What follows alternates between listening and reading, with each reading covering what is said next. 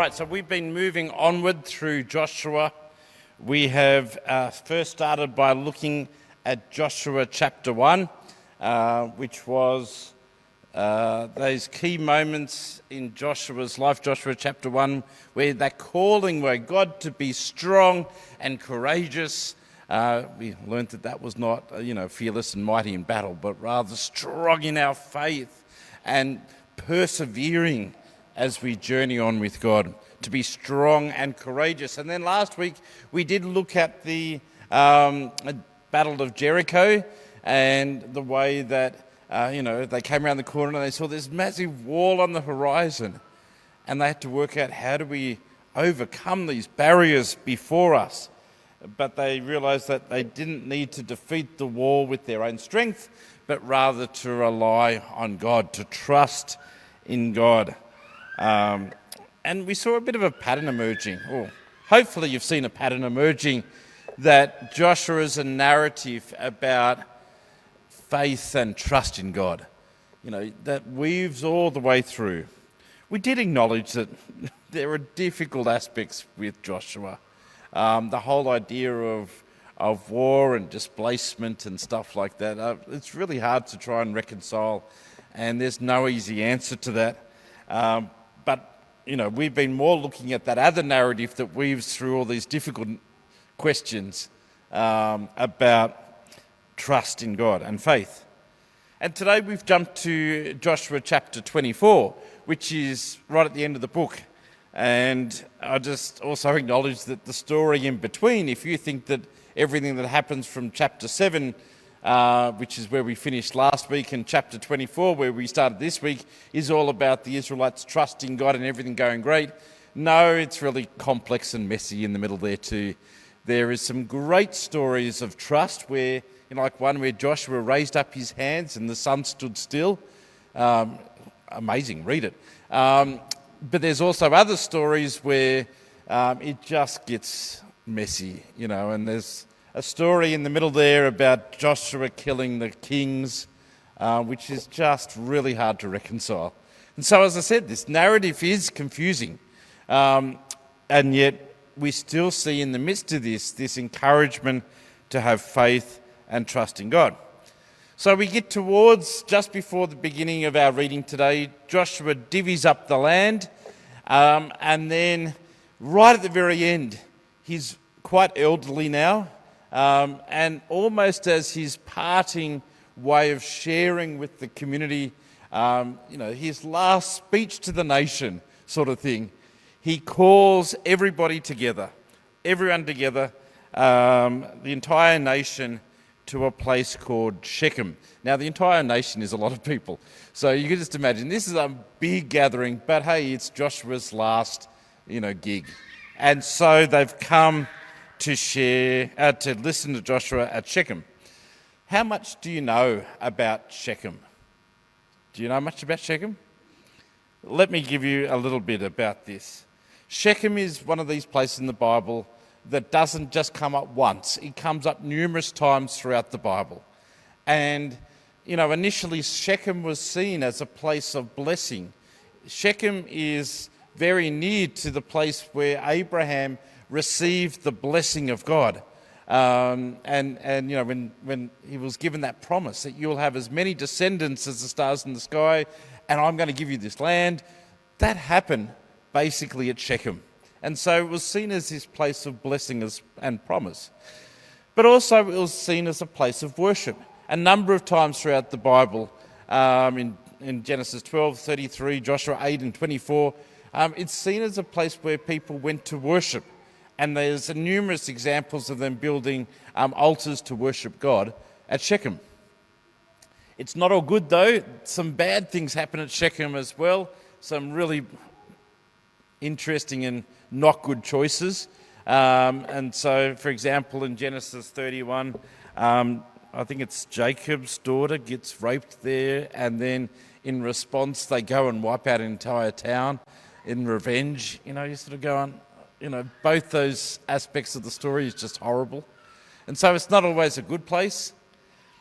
And then if you could jump to the New Testament, It's basically the same place where Jesus met with the woman at the well and was able to talk about living water. So there's a lot that's happening in this little area.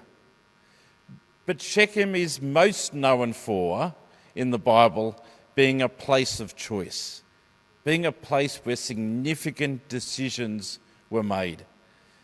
And that's highlighted in our reading today where Joshua says, choose for yourself this day whom you are going to serve. It's a place of choice. So you can sort of see there's this picture of Shechem. But the geography also plays into this as well. And so if I show you a picture of a map of Shechem, Shechem is in this valley, this very narrow valley between two mountains, Mount Ebal and Mount Gerizim. Gerizim? Has anyone been there before, to Shechem? No? But it's quite a narrow valley.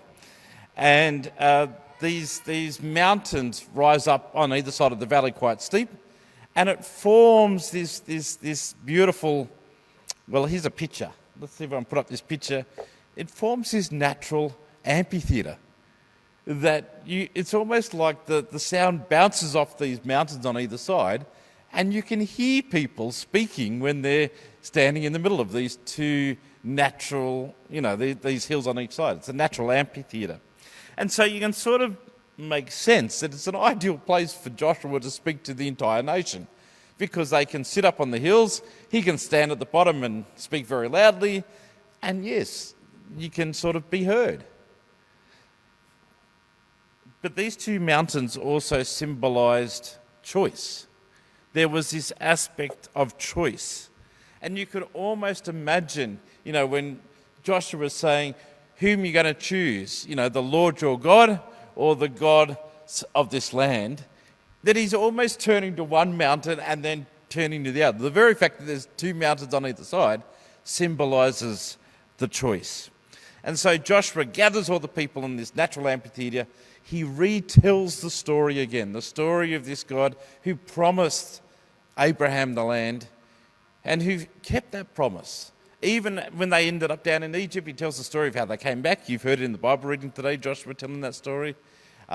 They came through the Jordan River, they crossed into the promised land, and God has shown over and over again God's faithfulness and God's goodness. And so they had to choose for today who they were going to serve. The God, the Lord your God, or the gods of this land, or the gods that Abraham's ancestors worshipped. Who are you going to choose? It's time to choose. And that's when that iconic verse comes in, as for me and my house, we will serve the Lord. We will serve the Lord. But it's interesting what Joshua does here.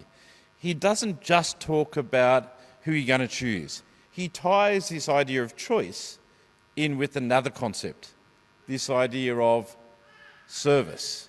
So it's not only who are you going to choose, it's also who are you going to serve. He sort of weaves them in together. He says, I've chosen God.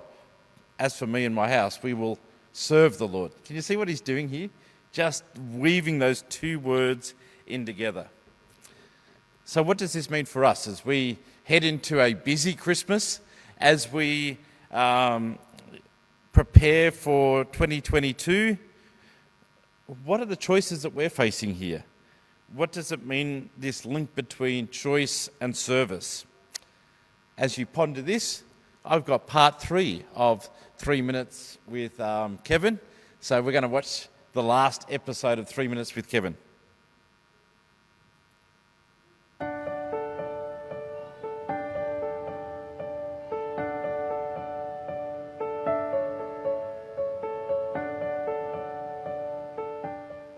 But one thing came to my mind was this phrase, slow and steady.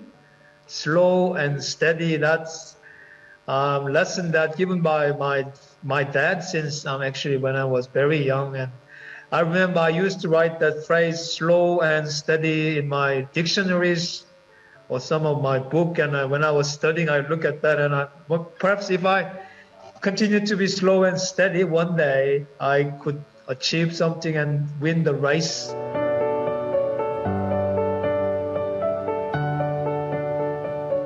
The long story short, I was growing as a PK, pastor's kids, minister's children, child, and I was exposed to the ministry church when I was since very young. But I thought perhaps I can enjoy other things. And when I got to perhaps 50s and later in my life, that I perhaps commit fully for perhaps ordained ministry or whatever. And then my major at Sydney Uni, since I came, it was religious studies. So still I had that interest in religion. And then I thought perhaps I start testing my call by studying. So I know myself at UTC theology, and I had another degree in master's in Sydney Uni same time. I was sort of pursuing two things even then. And I studied this program called Period of Discernment. After that course, throughout that, picture became really clearer that God has called me as this more setting apart this new kind of territory for me. So that's how I became that I wanted to serve the Lord.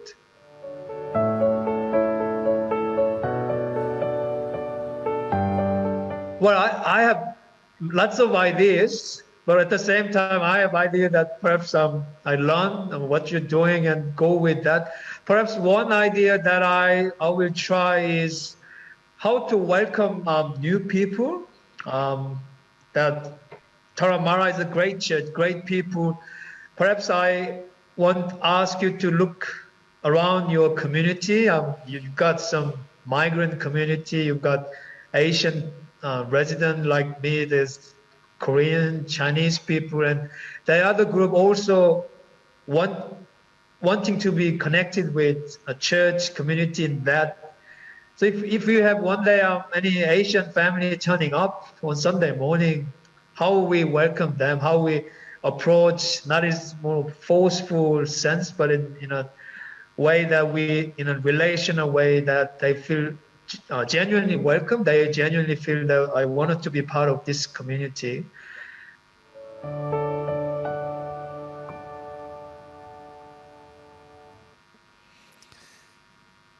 Hope you've enjoyed those little glimpses of Kevin and look forward to when he joins the ministry team beginning of next year. So, just to recap, we're sitting in the hills of Shechem, and Joshua was talking to the tribes of Israel who are on either the side of Mount Ebal or the Mount of Gerizim, and they're asking, make a choice. Make a choice. Choose this day whom you are going to serve. Choose this day whom you are going to serve. As I said, that word is intentional. That use of that word serving is intentional. Joshua in his old age wants them to grasp that choosing God is more than just a conceptual thing. It's more than just saying, yes, this is what I want to do. It needs to be reflected in your actions. It's not just a set of beliefs. The faith in the Lord our God involves living this out. Living this out. Choosing God is equated to serving God. You can't have one without the other. If you choose God, you serve God. This is highlighted. If we just go back a few chapters before this, remember back in week 1, I told you the story of the 3 tribes who were on the eastern side of the Jordan River, and Joshua said, if you're going to be part of this nation, you've got to come across with everybody and help as we, have the negotiations with the rest of the land. That's a nice way of putting it. And they did. And just a few chapters before this final speech, he actually releases them to go back. And as he releases them, he gives them this charge, this encouraging statement where he says, go, but keep the commandments, love the Lord your God, walk in the way of God, hold fast to God, he says. And at the very end he says, and serve God with all your heart and soul. He's doing this even before he gets to his final speech, linking this idea, if you love God, if you are choosing God, it involves serving God. As I said, we've been trying to apply the story of Joshua to our own lives and the life of the church here. And I think that this message is quite timely. I think COVID, I've said this before, COVID has encouraged people to do some reevaluation of life, to work on their life balance, the balance between work and rest and serving. I think it's been a good thing, but there has been a little bit of evidence, not just here in this church, but in all churches and all community groups and all NGOs right around the world. There's this emerging evidence that part of that reevaluation has caused a drop in the number of volunteer hours right around the world. The people are volunteering less as we re-emerge out of COVID than they were before COVID. That's actually impacting a whole bunch of people as people are going, well, we actually need the volunteers to do the stuff that we're doing. The NGOs need those sort of people. The community groups need those sort of people. And the mission of God needs those sort of people as well. And so I think that it's good for us to remember the advice of Joshua, his parting wisdom, that as people of God, we are called to serve. We're called to live out our faith. As I said, it's a timely message. Not only as we try to repopulate our rosters as we come back out of COVID. That's been an interesting experience here at the church. But as you heard in the announcements, we've got a lot of things coming up in the next 6 to 7 weeks in the life of the church. A lot of things. Our church has reopened with a bang. And to see how we're going to make all these things happen, we actually need some help to do it. Have we gone a little bit too big? Possibly, but that's the sort of church we are. We sort of aim a little bit higher than what we think that we can do and see if we can pull this off.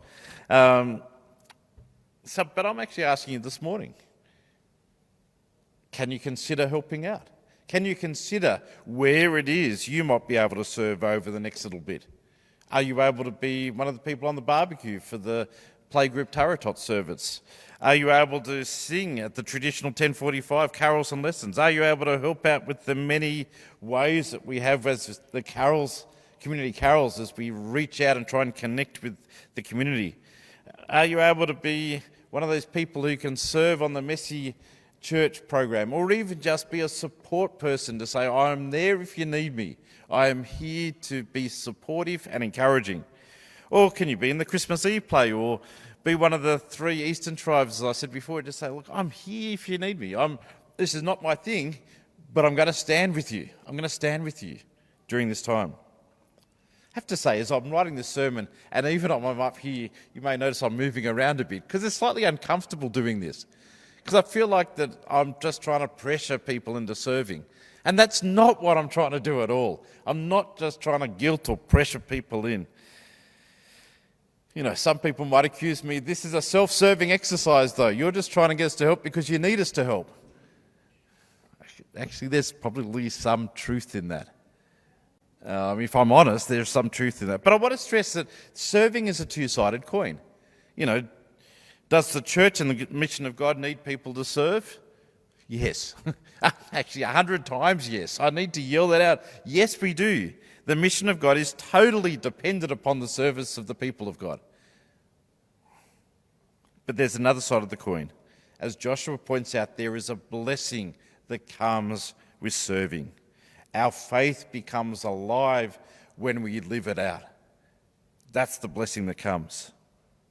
Remember that I was talking about Shechem being this valley between 2 hills, Mount Ebal and Mount Gerizim. They're not just 2 ordinary mountains. They're actually highly significant places in the Israel journey. If we jump right back to Deuteronomy chapter 11, this is when God is speaking to Moses on Mount Sinai, giving Moses the law.